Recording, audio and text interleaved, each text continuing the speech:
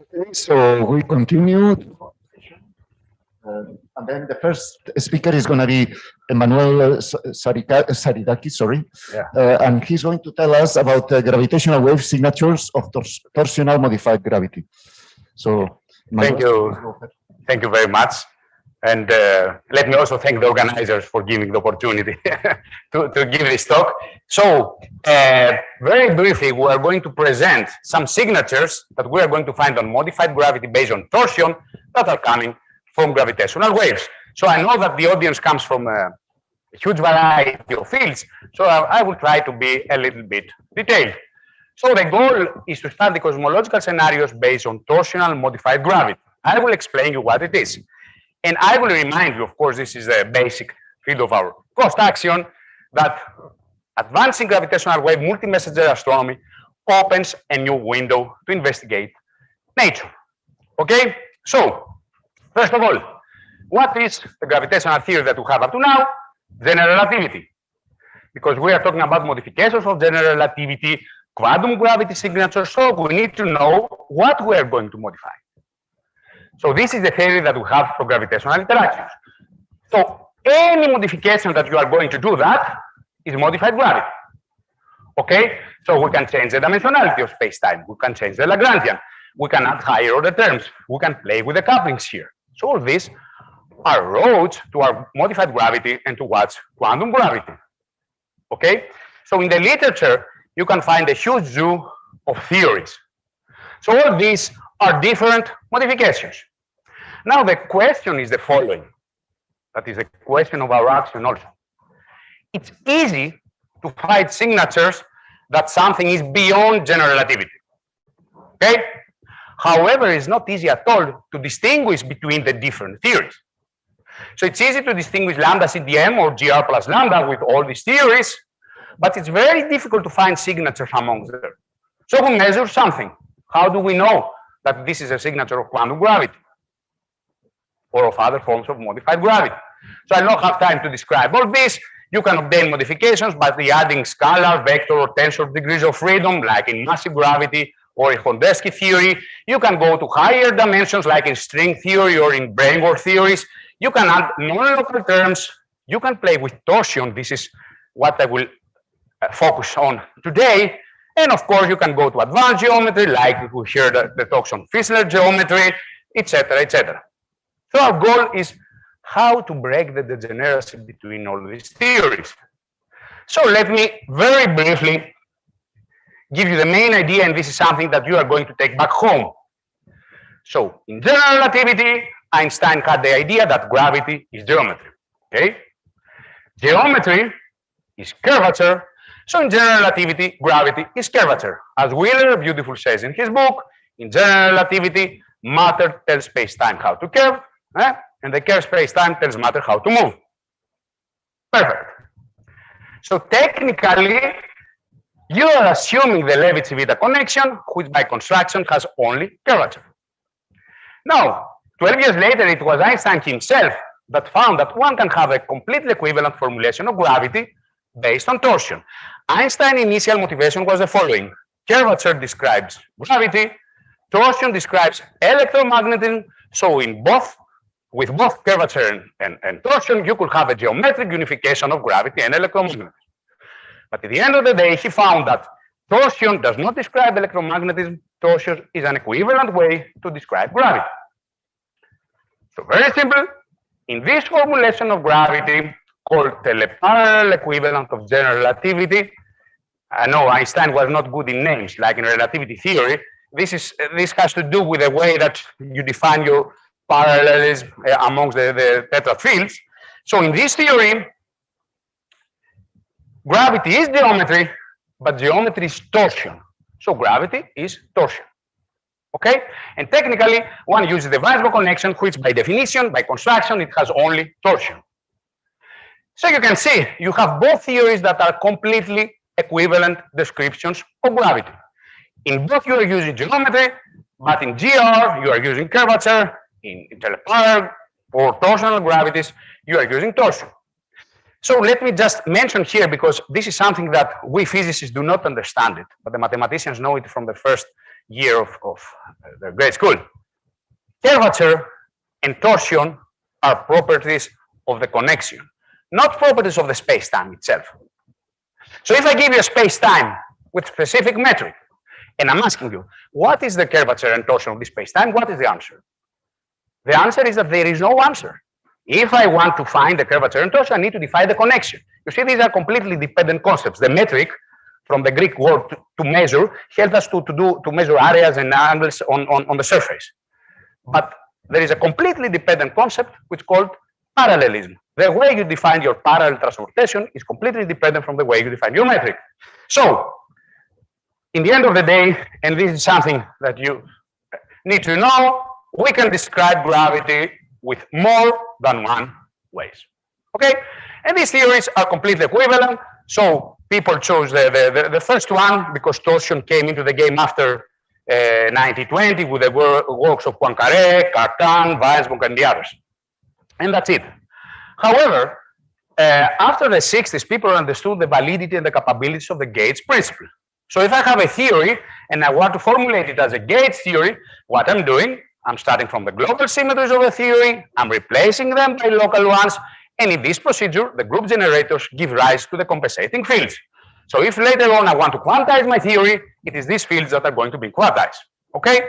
And as of course, most of you know, this works perfectly for SU3 cross SU2 cross U1, so for the standard model of particle physics. So the question is, can we apply that to gravity? And this is what was done after the 60s. So to formulate a Gates theory of gravity, you start from special relativity and you apply these Weil-Yang-Mills techniques, the Gates principle to its Poincaré group symmetries, and you get Poincaré Gates theory of gravity. Now, if you do that, in the end of the day, you find that torsion appears. So torsion has something to do with the Gates formulation of gravity. And this procedure is independent of the extra symmetries or the extra details that you apply. For example, you can extend this by applying invariance under conformal transformations, scale transformation, metric affine transformations, and you obtain respectively supergravity, conformal gravity, Weil gravity. Now, in all these theories, torsion appears in the end of the day alongside with curvature. So this is the motivation behind on that, and we believe that this has to do also with our cost action main field, that since in order to quantize the theory, up to now, we know that before that we need to formulate it as a Gates theory, and since torsion appears into the game, so looking towards quantum gravity, we need to put both curvature and torsion into the game. On the other hand, in modifications of gravity, usually people start from the curvature formulation of gravity, and you know there are thousands of papers in the literature. However, we know that if we want to quantize gravity, apart from gauging the theory, it will be the modified gravity, the full theory that is going to be quantized. So if you put all this together, we have a good motivation to try to modify gravity using torsion. So the simplest, let me start from the simplest torsional theory, which is a theory of teleparallel equivalent of general relativity. So in this theory, I will just get into the details. So don't worry about that. So we are using the Vierbein fields or the tetrad fields as the dynamical variables, which these are the orthonormal, the four orthonormal vectors on the tangent space. So I'm using that instead of the metric, and you know the connection with the metric is coming from this expression. Now here is the important thing. Instead of the Levi-Civita connection, we are using the Weisbach connection, which by construction, it has zero curvature. So in this kind of formulation, gravity is described by geometry, but geometry is described by torsion. So this is the definition of the torsion tensor in terms of the Weisbach connection. And of course, in a similar way that in GR, you take the Riemann tensor and you contract it in order to find the Ricci scalar, which is the Lagrangian of the theory. Here, you contract the torsion tensor and you're finding the Lagrangian of the theory. Now, if you take this theory and you perform variation in terms of the tetrads, you obtain completely equivalent equations with general relativity. That is why Einstein called this theory the equivalent of general relativity based on this teleparallel formulation. Now, inspired by modifications of gravity based on curvature, one can play the same game and construct torsional modifications. Now, this is the second thing I want you to take back home. Although GR is completely equivalent with the teleparallel equivalent of GR, so you have two equivalent theories. If we start modifying them, in these naive ways that we are doing in the literature, like in F of R gravity or in F of T gravity, we obtain different gravitational modifications. So I repeat, although we start from two equivalent theories, if we modify them, the modifications are not equivalent anymore. I'm not saying that one of them is correct and the other one is wrong. All I'm saying is that these are new classes of gravitational modifications that are worthy to study. And the simplest one is F of T gravity. So you take T, the teleparallel Lagrangian, and you upgrade it to F of T. These are the field equations. If you go to cosmology, these are the Friedmann equations. First of all, you observe that these are different than quintensions or line F of R. So these are new gravitational modifications. And of course, you can use them in order to obtain dark energy phenomenology or inflationary solutions, etc., etc. So these are new theories. In a similar way, you know that in curvature gravity, you can go to scalar tensor theory. So you add a scalar field and you obtain the phenomenology of it. So what we did is to play the same game using the torsion tensor. Again, although GR plus a minimally coupled scalar field is completely equivalent with the Lepar equivalent of GR plus a minimally coupled scalar field, if you switch on the non-minimal couplings, so if you proceed to scalar torsion theories, you obtain different theories anymore. So this theory is different than non-minimal quintensions. You can see that straight away in the Friedmann equations. Again, this is a new class. And of course, you can play, and you can see the phenomenology of that, and you can play the same game on and on. In curvature gravity, if you consider higher order invariants, for instance, in Gauss-Bonnet or Lovelock theories, you have correspondingly some new gravitational theories. So the question is, can you do that in torsion terms? Can you construct higher order torsional invariant? And the answer is, of course, yes. So you can have the extensions, for instance, the Telepar equivalent of Gauss-Bonnet theories. Don't pay attention to the details. So in this case, the contortion here. But you need to remember that you can construct indeed higher order torsional invariants.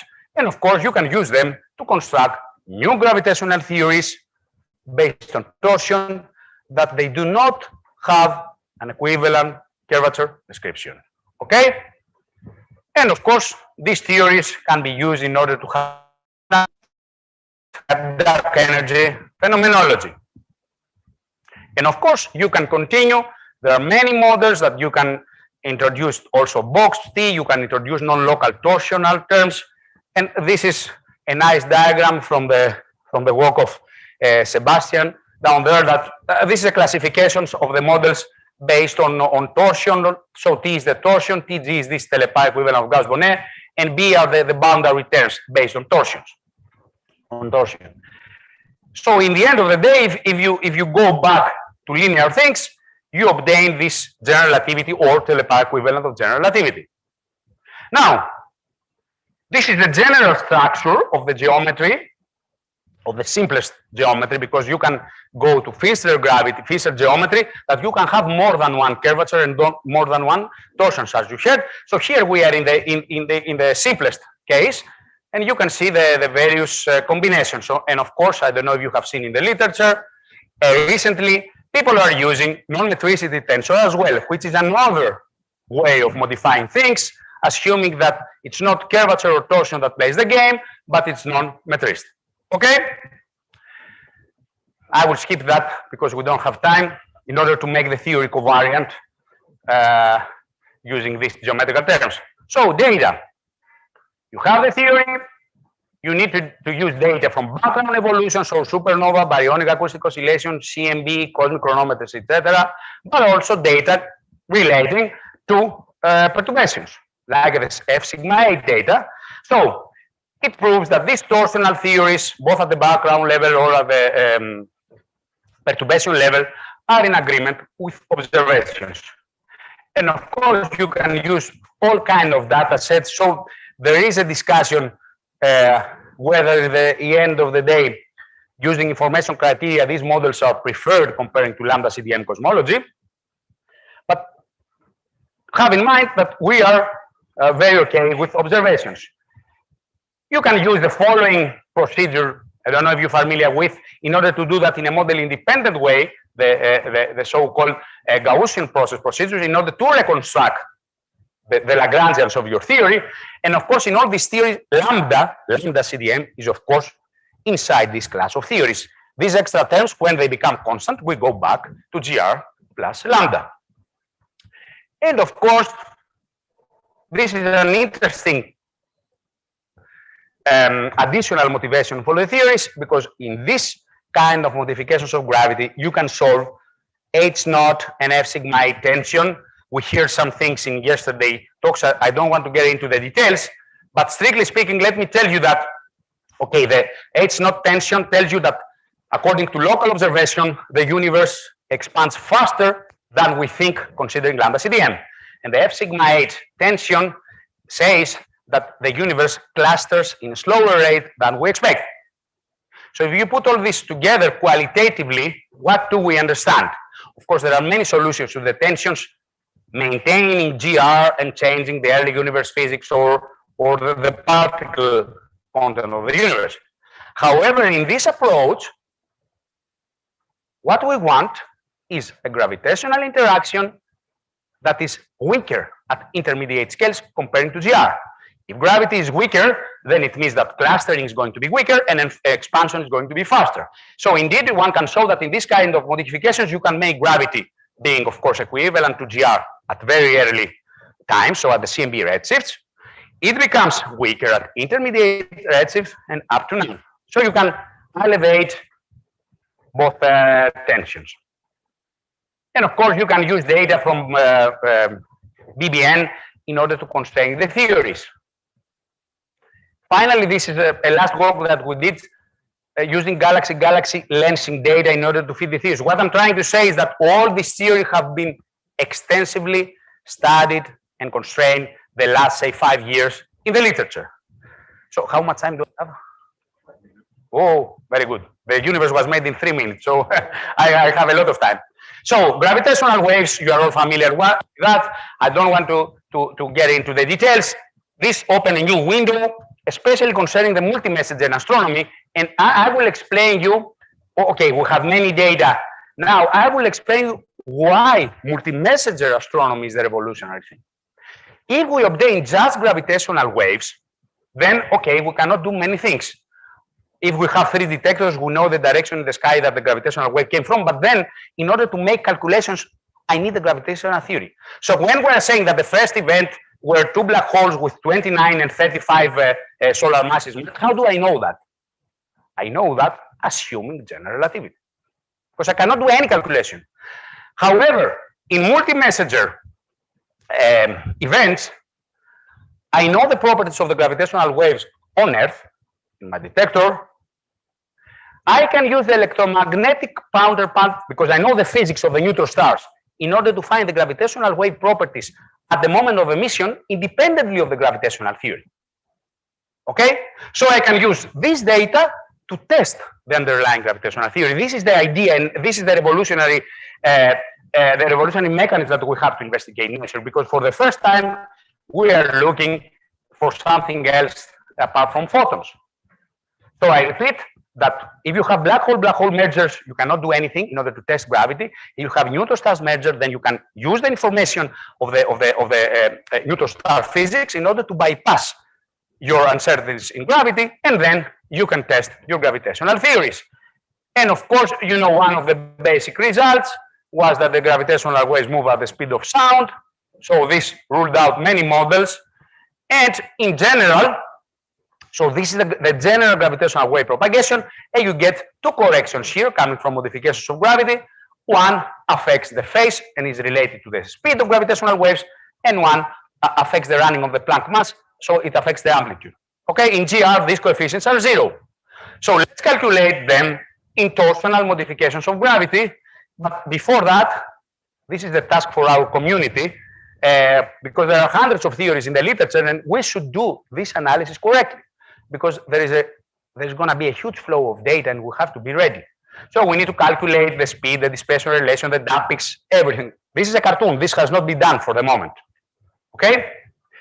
Now, in the last 3 minutes that we will have, I will tell you about the possible signature of this kind of theories. Of course, the smoking gun of modified gravity in general are the extra polarization modes. In GR, we have the two simple polarization modes. In modified gravity in general, we have more. Now, the question is how you can distinguish, okay, if you find one extra mode, how do you know that this comes from torsional gravity or from curvature gravity or from massive gravity or whatever theory? This is the hard thing. This is the hard thing, and this is going to be solved only if we have a huge amount of data. In order to do more detailed analysis, I don't want to get into the details. You perform tensor perturbation analysis in your theory based on the field binding formulation, and you obtain, of course, the perturbation, and in the end of the day, you obtain the gravitational wave propagation equation. Result number one. In f of t gravity, gravitational waves moves at the speed of light. So we're okay. We pass the first basic constraint. Now, later on, and this is what I was telling you, you need to calculate the details now of the signal. This is, of course, extremely hard. We can do it theoretically, as you know, but in the end of the day, we need numerical gravity. And these are the solutions that you obtain in some papers that we did with some collaborations like Sebastian and Kostas that are here. You obtain the form of the gravitational wave. I will skip that. Just I'm trying to say that if you have to have your mind closer to quantum gravity, you need to use effective field theory techniques that we know that this works perfectly in curvature gravity. So we introduce operators based now both on curvature and torsion. Okay? And this helps you to extract the gravitational wave profile in the end of the day. I will skip the details now because I don't have time, and I want to go back to the solutions. For instance, yes, here it's another recent work that we did, the collaborators, that we saw the gravitational waves in f of t be gravity. So in this case, in f of t, there are no extra polarization modes. In f of t be gravity, there are polarization modes. So again, without paying attention into the details, have in mind that you take one torsional theory and you perform the full analysis. And you extract the gravitational wave profile, and then you compare with the data. If there is an extra polarization mode, then we are fine that we have a signature of modified gravity. But what kind of modified gravity is? We need to pay attention to the details. And these are the details of that. This is a recent paper that we did in teleparallel for Delsky theory that Kostas described it the other way, which is the most general modification using torsion. And of course, these are the properties of the gravitational waves. Don't get into the details, but just to let you know that this is how we must play the game. Analyze the profiles of the gravitational waves and then use the data from multi-messenger astronomy. So, and just to let you know, we are doing electromagnetics observations for 400 years. And remember how much the picture that we have on the universe changed in these 400 years. We are doing gravitational wave observations for only 6 years. So you can imagine how different will be the picture that we have for nature in 400 years from now, after we have this new window. So let me conclude. First of all, torsional gravity is a different class or huge class of modifications of gravity. And we are justified to follow that in the same way that using curvature gravity is fine. So you see, we have more than one ways to do gravity. Now, in torsional gravity, you perform the full gravitational wave analysis and you obtain the gravitational wave profiles. Then we are using the data. We have around 50 events up to now, but in the next few years, we expect many more of them. Okay? And a new era has begun because I told you that in multi-messenger astronomy, you can use the events in order to test gravity.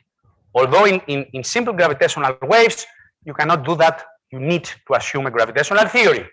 And the outlook, of course, there are many things that we must do as community because there are many theories and we need to calculate, first of all, analytically, the feature of the gravitational waves. But of course, in order to get the details of the signal, we need to do numerical gravity. For the moment, there are codes only in numerical relativity because it's, of course, as you know, it's completely complicated. but we need, and we are also making our new codes on that in order, to simulate the merger of the theories. So the idea is to find signature of these theories, and this is something that we are doing with my collaborators. Some of them are here in all these kind of new geometric formulations of gravity. And this is the important thing. We are going to have a huge amount of data. That's why people are saying that we need to put the machine learning into the game, because there's no way that we can handle all of them by ourselves. But as a community, and in this action, we have this vision to do that, we need to get prepared to use the multi-messenger data in order to find the signatures of quantum gravity or of something else comparing to GR.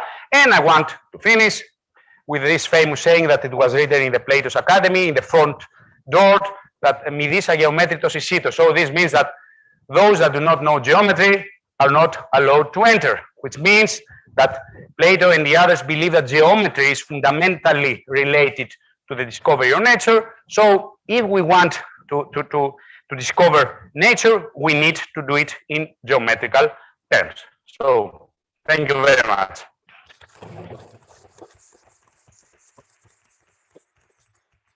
Thank you very much, Emmanuel.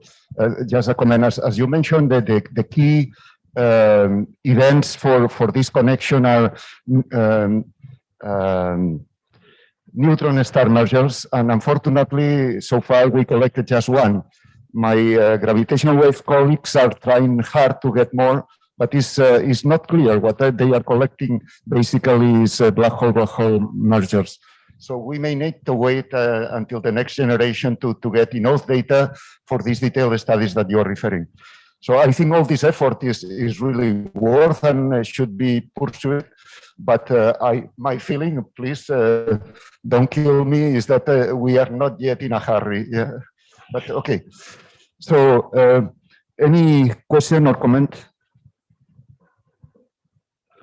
I have two questions. First is what quasi-normal modes you get from this? What? Sorry? Quasi-normal modes. Yes. Very good question. You can do the same analysis in all these kind of theories, start with quasi-normal modes, and we have some papers on that, and we are doing that. So the answer is not simple. I can tell you later on, because there are many versions of the theories. In some cases, you obtain results similar to GR. In some cases, you are obtaining new signatures, exactly the quasi-normal modes. So this is something that we need to do, and we are doing that. But this is a very good question. Another question, GW's 17817 is the most multi-messenger event. Both electromagnetic and gravity. So what constraint it gives for this torsional gravity? As I told you, the good thing is that we obtain that the gravitational wave speed is equal to the speed of light, so we'll pass the basic constraints. And also the details of the theory are still consistent with that. Unfortunately, we have not obtained extra polarization modes, as you know, but we are open to that. We should expect in the future. And let me just add the comment to what you said. Of course. I mean, it's even worse than that, because the neutron star community are expecting to use the same data in order to break the degeneracies in the neutron star equation of state, assuming GR. So for them, GR is correct, and they are going to use all this in order to see what's going on with the neutron star interior. On the other hand, our community is expecting the same data in order to break the degeneracies between all these kind of theories. So it's more complicated, but the era has begun. LISA is going, hopefully, to be out there in 10 years. New detectors are building, so we are in a good way. Thank you. Okay, just a comment. You said that with this neutron star merger, we have discovered that the speed of light is the speed of propagation of gravitational waves. As an experimentalist, I would say within some margin. I mean, yes, with some margin, and also in this range of frequency, because there are some people in our community that say, okay, the frequency of the LIGO and RIGO were that, so we don't know what's happened. Okay, yes, I totally agree with that. Thank you for the very nice talk. On one of your last slides, I think you said that modified teleparallel gravity can also lead to modified dispersion relations. Yes. I was wondering if you can elaborate a bit on that, because you're not changing the geometry itself, right? Very good, very good. So in principle, modified gravity effect is twofold. First, you change the internal properties of the gravitational wave, because I have two black holes, say, that are black hole solution in this modified gravity. So these are different from Kerr or Schwarzschild. So when I create a gravitational wave, it has the new information of this modification gravity, its signal. But there is a second effect, and it's the following. The gravitational wave propagates in a universe that is determined not by lambda CDM, but by modified gravity. So the propagation will also bring a signature on top of the gravitational wave profile. So if you put both of these into the game, you can obtain a richer deviation from general relativity. So the dispersion relation has to do that the torsional modification changes the background on which the gravitational wave propagates in order to come to us. So this is the idea. Okay, thank you. Okay, still time for some. Oh, okay. Plenty. Who was first? You know.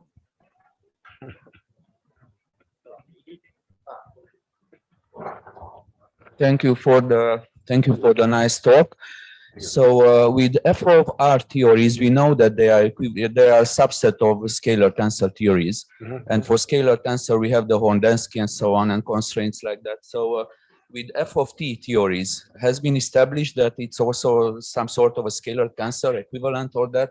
And if yes, my second part of my question would be how to impose that the speed of gravitational waves is the speed of light, because for scalar tensor theories, we know it's a very simple condition on the coupling of curvature with the scalar, and here it would be some condition on the coupling of the torsion with the scalar. Or?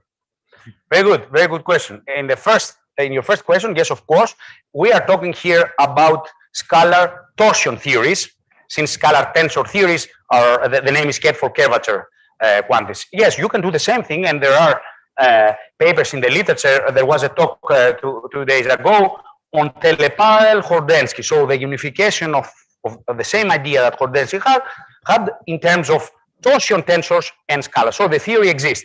Now, your second question, this is exactly what we did in the very recent paper to analyze the gravitational wave properties exactly in this kind of theories. And you can have all kinds of situations here that, of course, in many of them, gravitational waves do not move, do not propagate at the speed of light. So you can play with the couplings exactly as so you follow the same recipe with scalar tensor theories. And in the end of the day, you keep only the subclass of these theories that are in agreement with the data. Thank you.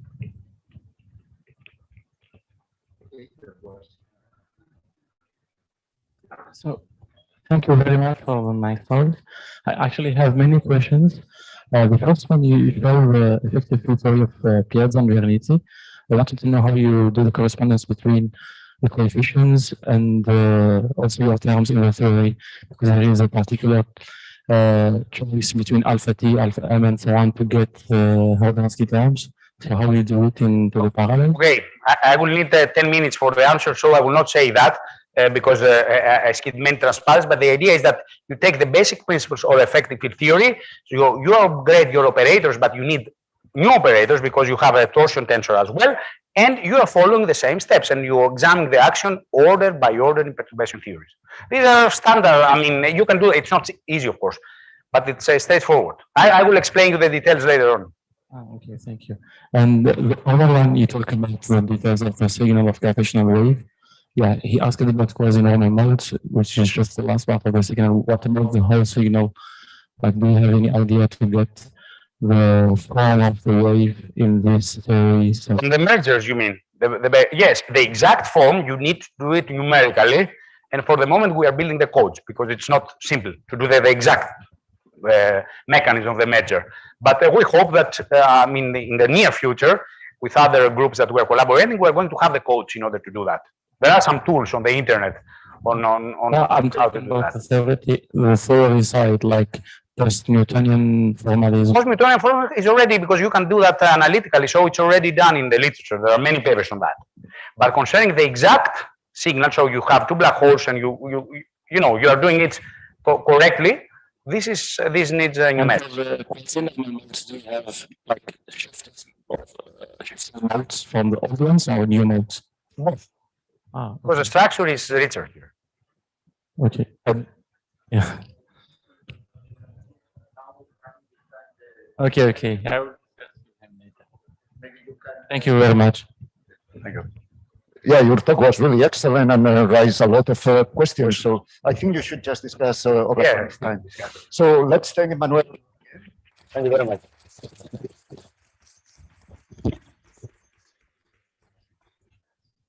And now we have well-expected presentation by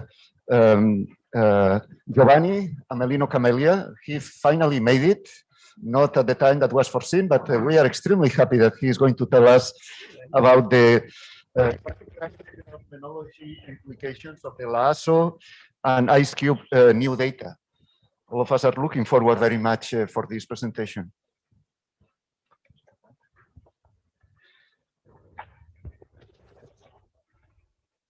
So Giovanni, please take the floor. Thank you. Yes. Yes, I'm sorry. Well, it was not under my control, but still I'm sorry. My talk needed to be postponed, probably causing tension on the program today. But let me get moving, so at least I don't waste time. And you see, it's quite a different talk from what I announced. When I volunteered to give a talk here, I was imagining to speak mainly of my ongoing research. I didn't know who else would be speaking at this meeting, but you actually heard, I was not here, but you heard talks from some of my collaborators during these days. So some of the things on the technical side that I wanted to say have already been contributed to this meeting. So I will, if time will allow, in the end, I will go a bit on the technical side of one of these results, of these recent results. But let me start by looking at two aspects of quantum gravity phenomenology from the point of view of several observatories, and try to perhaps ignite a discussion among us on a few points.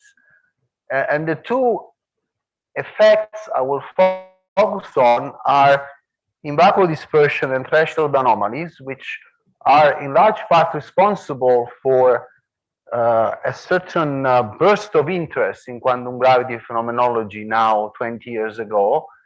And it's I'm still talking mostly about these two effects, simply because I still see them as the combining theoretical intuition and phenomenologist intuition. I still think they are our best bets, even though the cost action as a review nearly ready that shows that quantum gravity phenomenology, I think thanks to these two effects, which ignited interest, but now is a much broader field, a much broader class of effects are being studied. And there is a large collection of such effects that can be studied within multi-messenger astrophysics, and these are all covered by our review. And there is much more quantum gravity phenomenology outside multi-messenger astrophysics. Michele Arzano, for example, shortly before me, gave an example of a class of phenomenological studies which is included in my broader review from a few years back. So this is now really a very broad field, but I still find it, as I mentioned, important to keep perhaps part of our main focus on these two effects. And briefly, this has been discussed within the construction extensively, so I will be very brief. In vacuum dispersion is one way or another, in different quantum gravity inspired models, the description is different. For example, in one of the models that most amuse me, it is actually an effect of gravity momentum space, and it is is dual redshift, is redshift of this gravity of momentum space, but still effectively is an energy-dependent speed for ultra-relativistic particles. And this is what we call in vacuum dispersion, because this is similar effect to dispersion in media, but these models would predict that there is in vacuum dispersion. And then the threshold anomalies, I'm now here discussing them. Some of you know that I invested a lot of energy also in the study of the most subtle idea, perhaps softer idea, that quantum gravity affects relativistic symmetry just by deforming those symmetries. Conceptually more challenging, but certainly a softer way for quantum gravity to intervene on our present knowledge. But for this part of the presentation, let me stay within a breakdown of relativistic symmetry so that I'm allowed to show you simple formulas, because I can never modify dispersion relation without necessarily, this would have to be, the conservation of momenta would have to be modified by relativistic consistency with the dispersion relation if you were in a deformed relativistic symmetry scenario. But here I will take it unmodified, which is automatically puts me in the framework of broken relativistic symmetries. Broken but minutely, because this is the Planck scale, so it's very small but conceptually virulent scenario. And the threshold anomaly is simply the fact that when you have this modification of the dispersion relation, if the conservation law is instead unmodified, then the threshold requirement for certain particle production processes very clearly changes. The simplest calculation is when you do positron-electron pair production by photon-photon interaction outside of the center of mass. So I have a very high energy photon colliding with a soft photon. At threshold, this would be head-on, because it's the minimum energy requirement. You have it when there is an head-on collision. And then there are an electron and a positron coming out of the process. And you can do the simple algebra to see that the standard, the usual threshold for electron-positron pair production is that the product of the energy, epsilon here is the soft photon energy, and capital E is the energy of the hard photon. But in general, if you don't have the deformation, the threshold requirement is that the product of the energies of the photons must be bigger than the square of the mass of the electron. And it's easy to see that if you have this correction term, a small correction term in the dispersion relation, you get a small correction term in the threshold requirement. Well, small, I said it as a provocation, because this was one, that's why this is one of the things that provided a certain burst of interest in quantum gravity phenomenology. This is small in laboratory setups that we can imagine, but so for collisions we can study in a laboratory, but in astrophysics this can be a photon, a hard photon of tens of TeVs colliding with the far infrared photon. And so you see there is the Planck scale in the denominator, but there is the ratio of the high energy photon versus the low energy photon amplifying the small quantum gravity effect. This is also interesting. For in vacuum dispersion, you have a very small effect which is amplified by the time of propagation. You never see a small effect. At least in quantum gravity research, you never see the small effects we have, because you reach, the nude sensitivity corresponding to this effect. You always have to find some amplifier set up where the effects are amplified. For in vacuum dispersion, is very simple. It's a small velocity difference, but if they travel a long time, the time arrival difference can be macroscopic. In this case, it's quite different, and in my review, I always emphasize, maybe we should, okay, we'll talk. I always emphasize, where is the amplifier? Here, the amplifier is not cumulative. You know, for in vacuum dispersion, the amplifier is cumulation. You look at it for a long time. It's like in Brownian motion. In Brownian motion, Einstein could figure out that waters were made of molecules because very, very many, very, very small collisions between molecules of water and little particles suspended in water were occurring.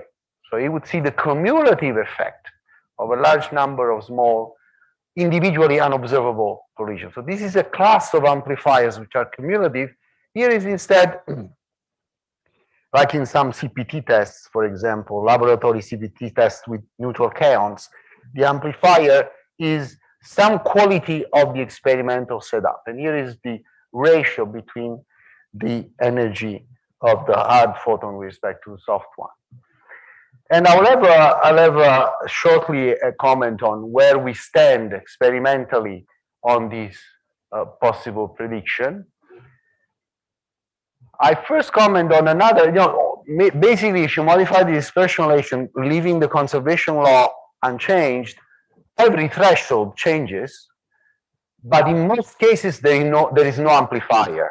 You know what I'm, you know, every threshold changes if you modify the dispersion relation, but they're all very small effects, and unless you find a context where the small effect is amplified, another context where this could be relevant is for cosmic rays. If the highest energy cosmic rays are protons, if they are, they used to be believed to be protons, but the situation is evolving as far as I understand. If they are protons, they would have enough energy to collide with CMBR photons to produce pions, neutral pions. And there is a threshold for this process, which is actually the statement of the GZK cutoff. And this again, because the large ratio between the energy of the incoming proton and the energy of a CMBR photon, this very small effect is large enough to shift, once amplified by that ratio of energy, to shift the GZK threshold macroscopically. It would be nice. This is an open invitation. I'm happy to host if there are enough people interested, probably host it online, because these days, I don't know, but to organize a workshop, very, very comfortable workshop, couch workshop on theorists and experimentalists exchanging ideas on where we stand with the GZK cutoff as seen by observatories like Pierre Auger Observatory. My present understanding is the situation is unclear, is no longer so clear. Actually, it was clear a few years ago. This is very interesting. Being brought up as a particle physicist with experiments that were controlled in a laboratory, my step to go to astrophysics at some point, still, I knew it had to be a different world, but I'm still getting used to the fact that in astrophysics, not because we are sloppy, but because of the rules of the game, facts disappear. So I thought, you know, in particle physics is very incremental. Now I think it's boring in the sense that you just go in one direction. For the first 30 years of my life, I started to do physics when I was 2 years old. It was always incremental. Now, when I went to astrophysics, it's not incremental. A few years ago, it was nearly established that the highest energy cosmic rays were protons. And there was strong evidence that we had found the sources, the nearby sources, which were producing these ultra energy cosmic rays. The evidence of these nearby sources, as far as I understand, was very strong but completely disappeared. And I think the present debate is no longer sure that the highest energy cosmic rays are protons. They could be heavy ions. It would be very nice to use the cost action also just as a community where you find, I don't know, 15 people, but with different backgrounds like we are. Some are experimentalists, some are theorists from astrophysics, some are theorists from quantum gravity, to have a little couple of days of free discussion of and exchanging knowledge on where we stand on things like the GZK cutoff and ultra-energy cosmic rays. So this prediction of this scenario that I'm considering is still out there, but is potentially a very strong way, the most powerful way to constrain breakdown of relativistic symmetries. This can constrain also quadratic background. For those who are more involved in that game, they know what I mean. Even quadratic suppression by the Planck scale might be within reach of the ultra energy cosmic ray story in this broken relativistic symmetry. It would be a major success, even if we don't discover anything, but just to rule out a scenario for the Planck scale with quadratic sensitivity of the Planck scale would be a tremendous success, which I didn't even dream when I started to preach about this. So I think a small workshop on this is deserving. Another workshop that I'm ready to host is about the electron positive pair production that I mentioned earlier.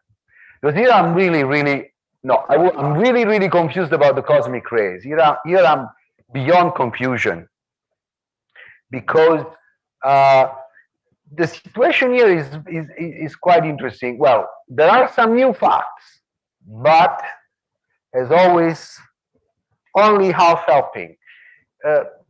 These PV events observed by LHAASO, if they are from far enough,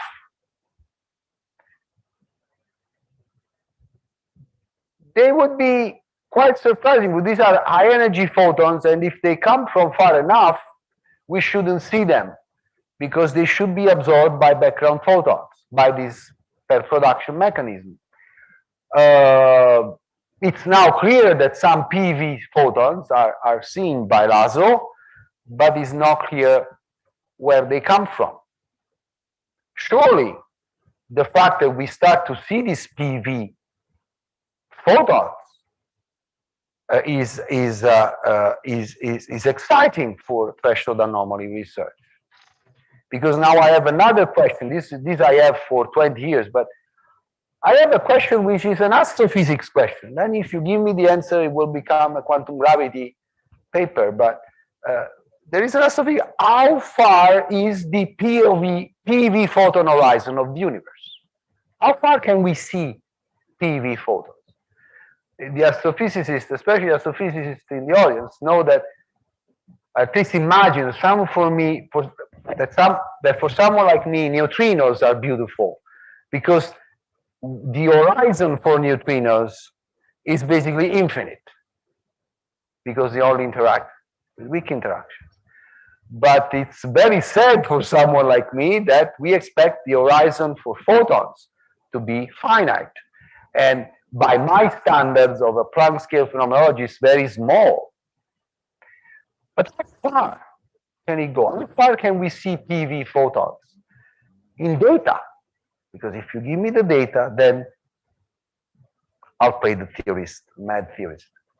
And for 20 years, we have been trying to understand the part of the theory community I belong to. How far can we see TV photons? For TV photons, the distance of some sources, and here in the audience there are experimentalists which have been involved in some of these results.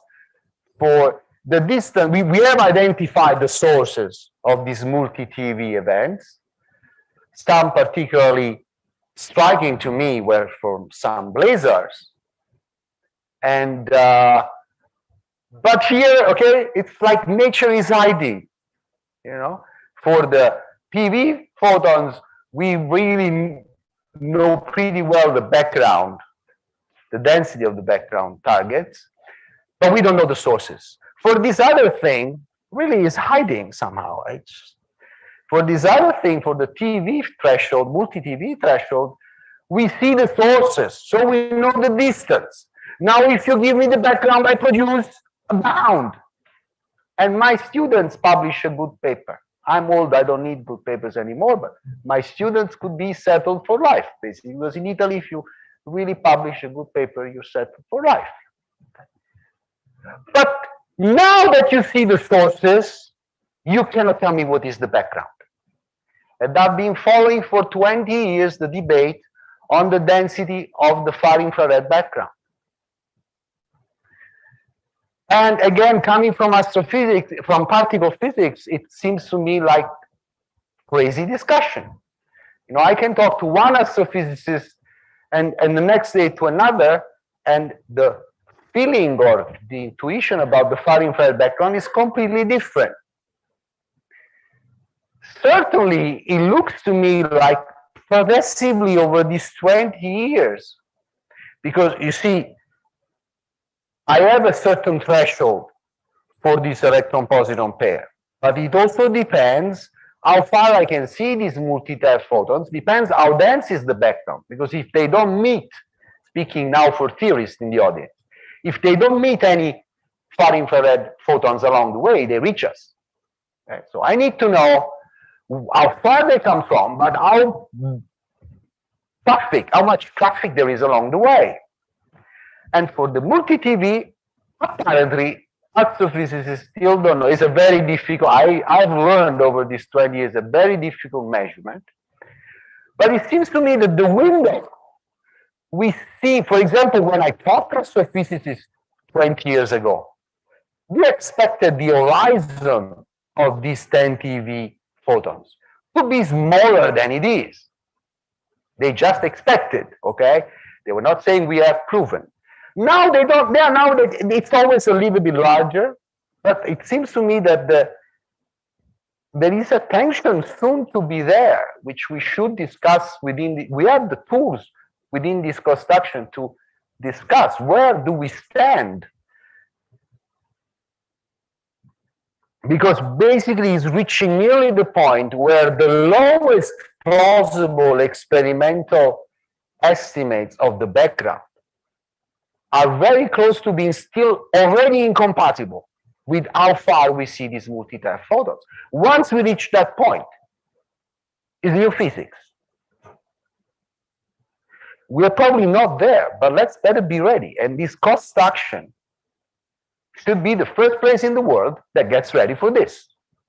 This is why first Jose Manuel and then myself and Julia and Flavia and others here invented this cost action, because we would be the first place in the world to know about something like this.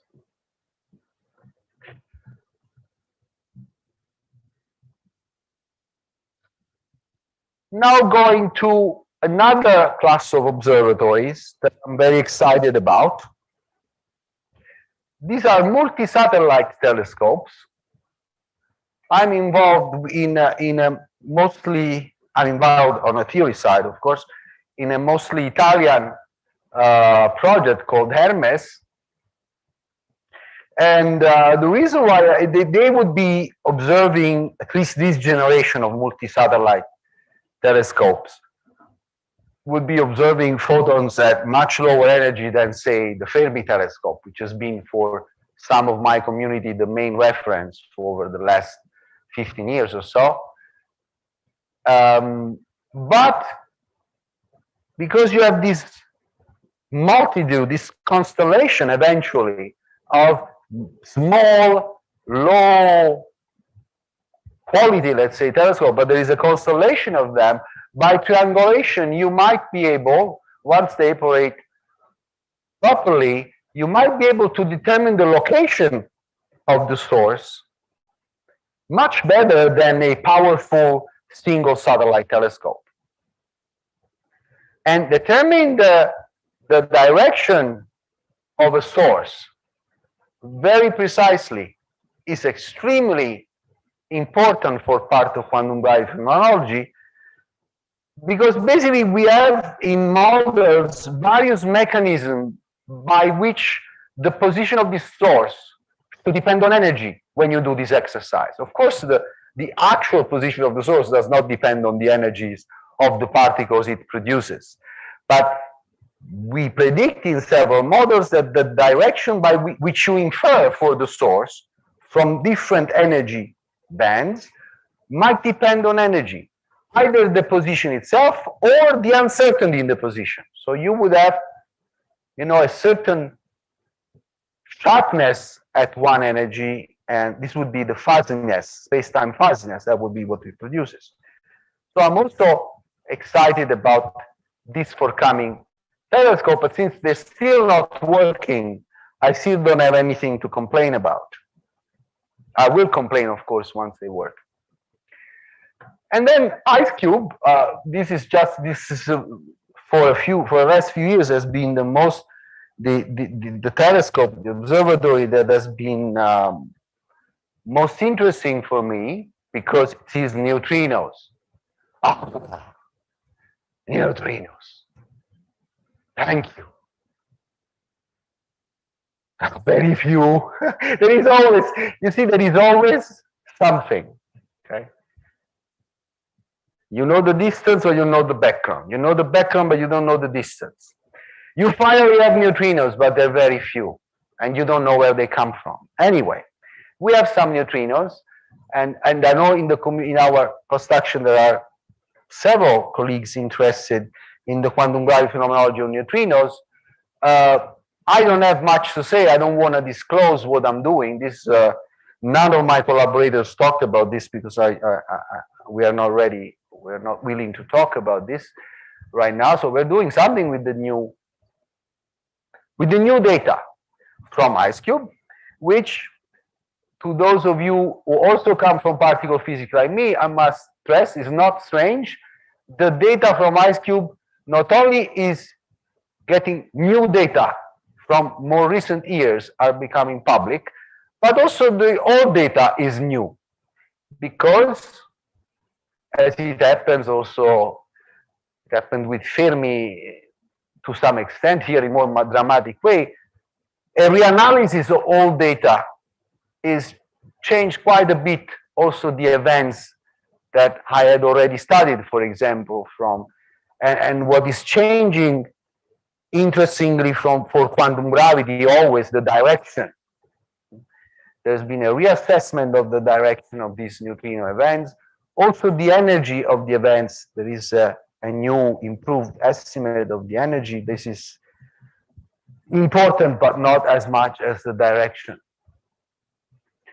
I'm finding very difficult, well, with all these telescopes, but in particular with IceCube, I'm finding very difficult to simply gather information on what the telescope is seeing. I am paying for the telescope. About €1 per year in my taxes goes to IceCube. But it's very difficult to understand what's going on with the data. And this is not, I know that many of us are in IceCube, and this is not criticism to those who are in IceCube. And also because, again, from somebody coming from particle physics, which of course you look at me like a monster because I come from particle physics, but it might be a useful monster because it tells you how this looks from another world. It's savage. It's a jungle. One telescope has the rule that after 1 year, it gives you all the data. There, you know, the rightful reward for building the telescope, running the telescope is 1 year. Another telescope, the data are for the public when they are in the mood, which is also, mood is very important. With IceCube, what is more difficult, I don't even understand, there are data from 2018 or maybe 2017 where I can gather all the information I need, and then from 2016 there aren't, and then from 2015 there are. I'm lost. But I have another proposal. I'm sure maybe the experimentalists in the action would have problems to sign this paper, or maybe the theorists in the action could do this. I've mentioned it on the previous, you remember, I insist on this. We need a community of scientists, hopefully also experimentalists, but surely theorists, who make the point, I hope also experiment, who make the point, and this cost action, again, is the best place in the world. It's not because we want to do it, we want to look fancy. We are the best place in the world to make powerfully a statement that there need to be standards. There need to be standards. And also, you know, this telescope costs a lot of money and a lot of work. And those who work on them need to be, you know, need to get rewards for their work. So there is a certain credit that is gained by publishing papers and having access to data earlier. But there is also questions about the advancement of science. What are we losing by this jungle? How many years will a big discovery be delayed? Maybe not now, maybe next century. But if we continue without rules, by how many years a big discovery will be delayed by something like this? Is the advancement of science an important point? And is a few years gain in the advancement of science important enough to make this an issue? Of course, it would be only a few years. But is a few years delay in a big discovery a price that the scientific community is willing to pay for not having any rules? This we could have another workshop. I'm willing to host, probably on Zoom, this workshop because these are all topics that are extremely dear to me. So, and if I'm not hosting it on Zoom and you host it, I will pay dinner. If we are not too many, just a sense that I really care about all the topics that I'm emphasizing. On Hermes, I didn't stress, I'm now probably gonna have a few minutes to talk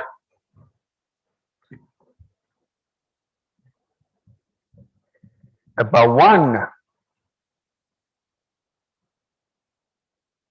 Yes, just a few minutes I'll take.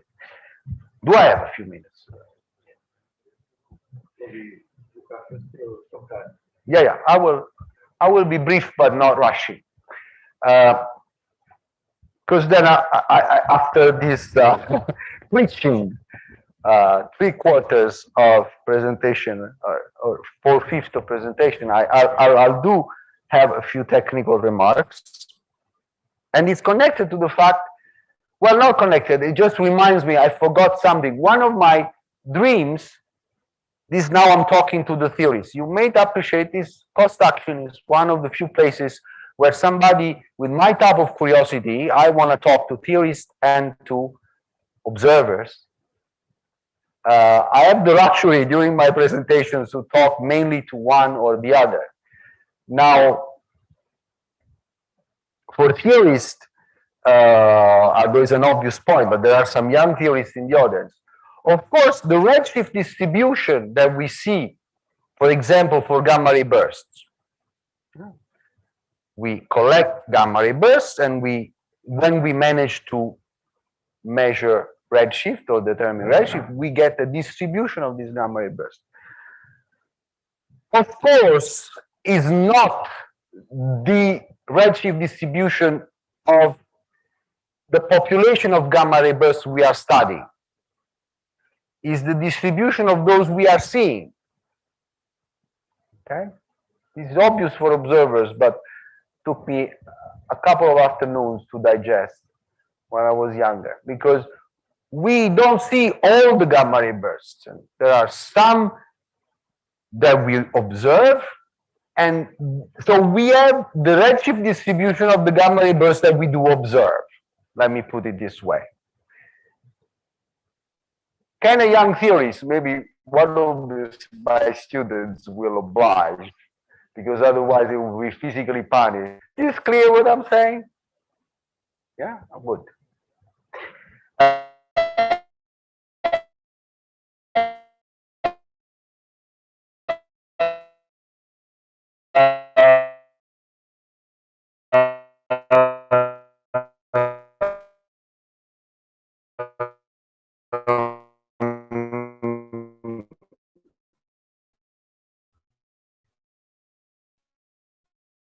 Because a new class of telescopes is always a new window. Maybe it's very similar to a previous window, but it's a new window.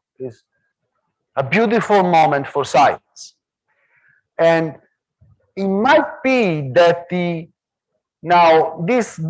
multi-satellite telescopes are pretty good at seeing, expected to be pretty good at seeing gamma ray bursts.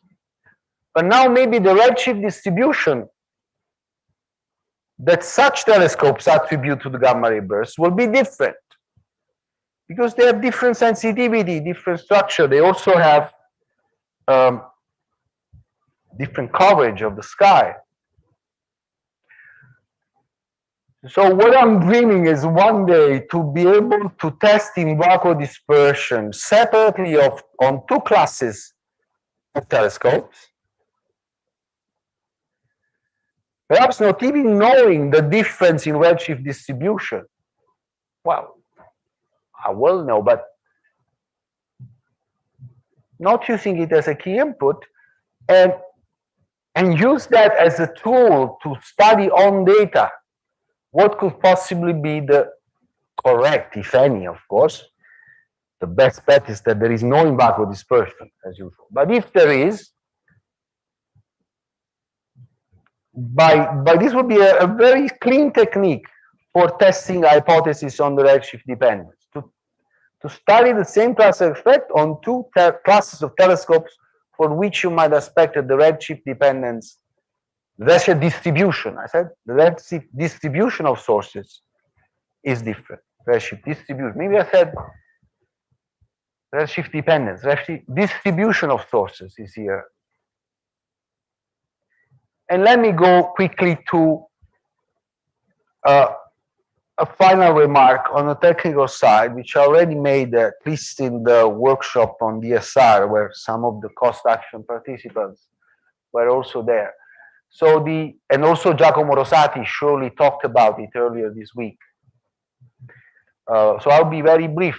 Actually, I will stress one point, that even though this is a crazy field, quantum gravity, and you would imagine crazy because it's frontier and because there are no data. So this is two explosive ingredients for theorists. Frontier science, no data. That's disaster. But in spite of that, and you would imagine that quantum gravity theorists are exploring crazily every possible avenue, there are some kind of folklore, not knowledge. There is a strong difference between folklore and knowledge, okay? And we should be a community where knowledge settles. But folklore is our enemy, it's prejudice. But even in the craziest community in science, which is quantum gravity theorists, there is folklore that takes a big leap somehow to get rid of. And there was for nearly 20 years the idea, because in theory, if we analyze the theories we have, there are very many, it's a jungle, but we can just go, one by one. Some of them have in-vacuum dispersion. Some of them have in-vacuum dispersion which is independent on the curvature, on the macroscopic curvature of space-time. And some others have in-vacuum dispersion that depends on the macroscopic curvature of space-time.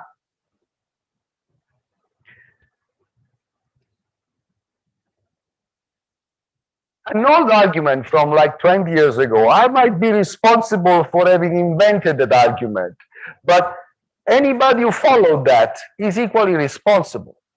This is science.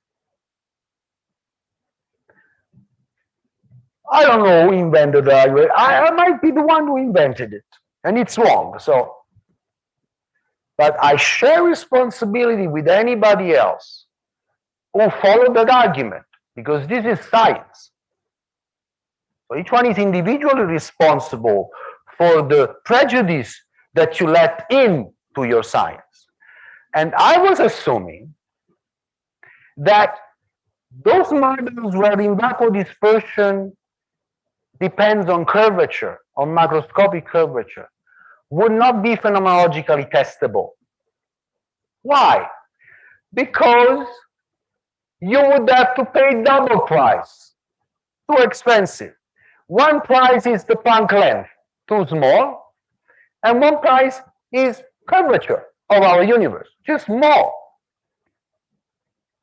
I and others, I don't know if I was the first. I wish I was not the first. Maybe I was the first, but this was wrong. I and maybe others assume that, wow, an effect which is suppressed by the smallness of the Planck scale and the smallness of curvature, you're never going to see it. So I just trashed a whole class of models for in-vacuum dispersion. What we discovered, I will be quick because Giacomo must have said it much better and in much better detail. But, okay, no, this story is too long for me to. But what we discovered with Giacomo and others, and this was a slide on these classes of models which would invite you to consider curvature triggered in-vacuum dispersion.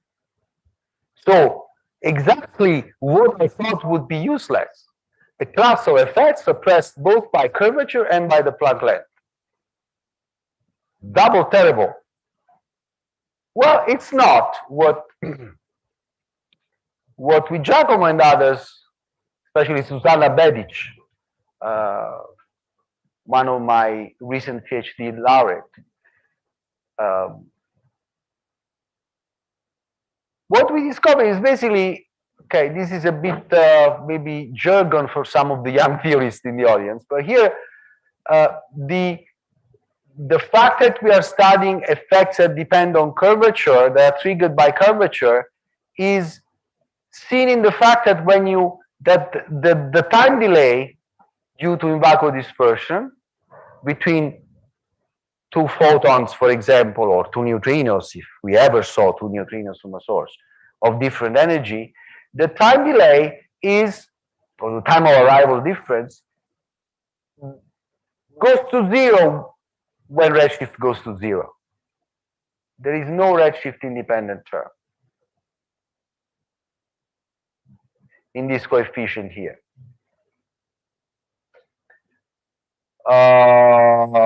Giacomo help, or maybe, yes. For example, the curvature in this model that Giacomo and I studied, when lambda plus lambda prime is zero, you have purely curvature-induced in-vacuum dispersion. And you see that you have H0 here. H0, we are, in this calculation, we are in de Sitter, so is the parameter that corresponds to curvature of my space. But you see, so we have lambda is of the order of the Planck length in this formula, and H0 is essentially the curvature, so it's just the type of correction term which I imagine could never be studied. But each time you have H0, it gets multiplied by t, the time of travel, which is very large. So in the end, what do I have a graph of? We should have. Yeah, we should use for the presentation graphs where we compare the two redshift dependence, not on the data, but just to show the difference. There is, the net result is that there is a difference in redshift dependence between the two scenarios, the one without a role for curvature in triggering the in-vacuum dispersion, and the one with a role for curvature integrating the in-vacuum dispersion. There is a difference in redshift, but they are of the same order of magnitude. There is absolutely, my argument and the argument of, I guess, many others from 20 years ago was completely wrong, not a little bit wrong, which I'm proud to say when I'm wrong, I tend to be completely wrong. Is not even a small suppression. The case where you have the double small coefficient, Planck length and curvature, always comes in with an amplifier, which is the time of propagation, And the net result is that the two types of redshift dependence are of exactly the same order. They are different function. And I don't know if in your talk you showed that, but we should have a graph, show the main graph of the, I don't have it. You see those two curves that they basically follow each other on the same magnitude, but they're different. Mainly, and this is easy to understand, but I don't want to postpone lunch. But basically, the main difference that has more redshift, the case of curvature triggered effects gives weaker prediction, and eventually, actually, at large redshift, it gets bigger than the one without curvature.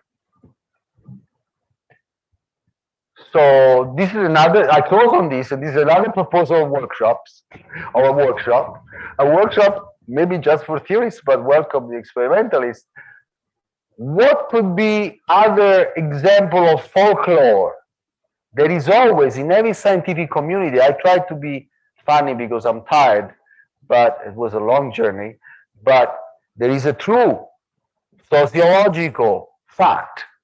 Every scientific community, even the craziest, like quantum gravity theory, will have folklore. And folklore is an enemy of science for obvious reasons.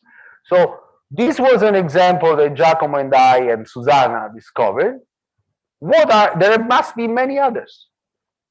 Let's put a prize. I buy pizza to anybody who discovers another similar folklore. Thank you. I'm sorry if this was a little bit strange, but I'm also very tired. Thank you.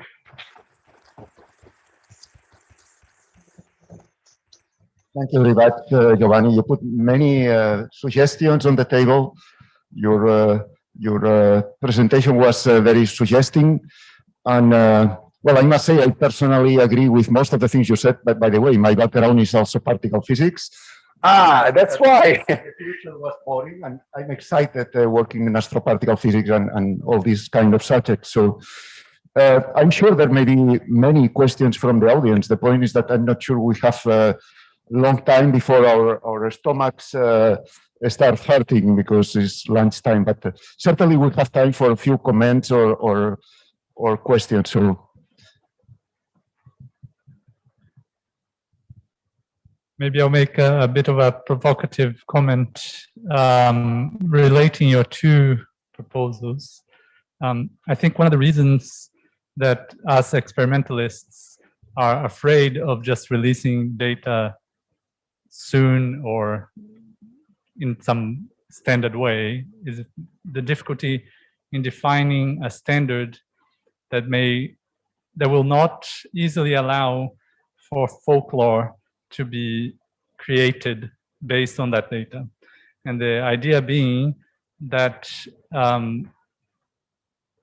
people may misuse the data if they don't understand it. And by misusing the data, they might put forward arguments that seem believable for people who also don't understand the data and generate some sort of folklore.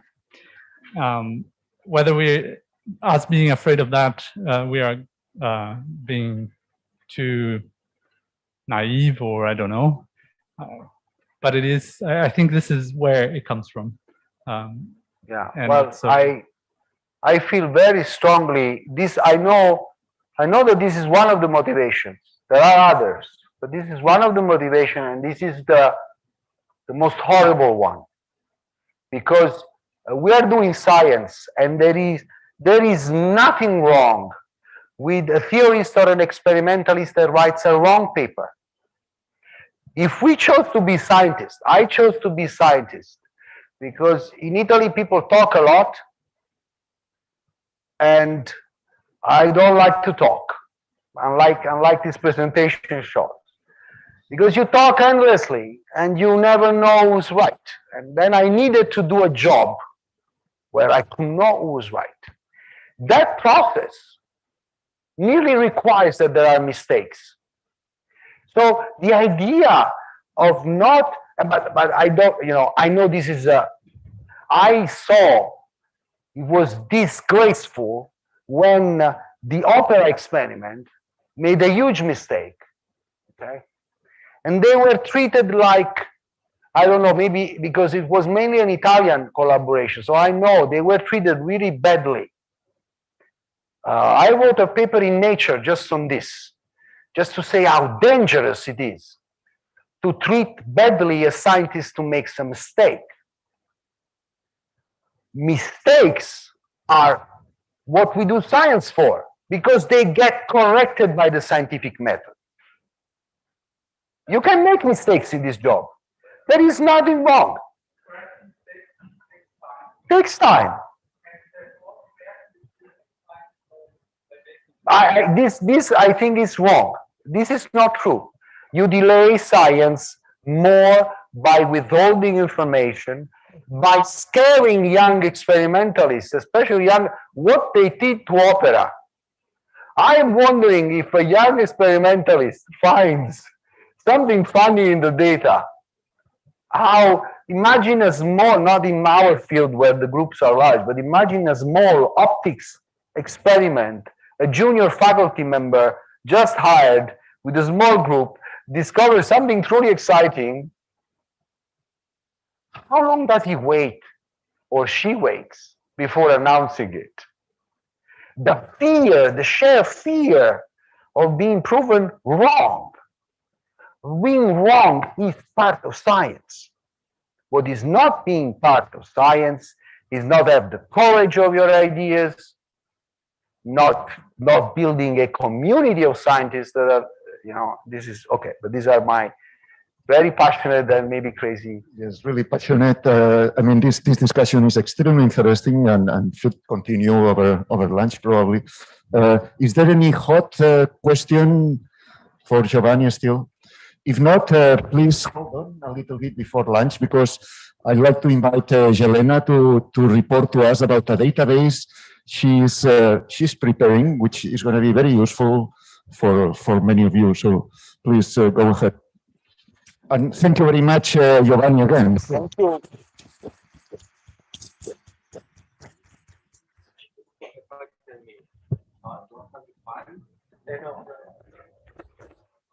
Can you go to the web page of the protection?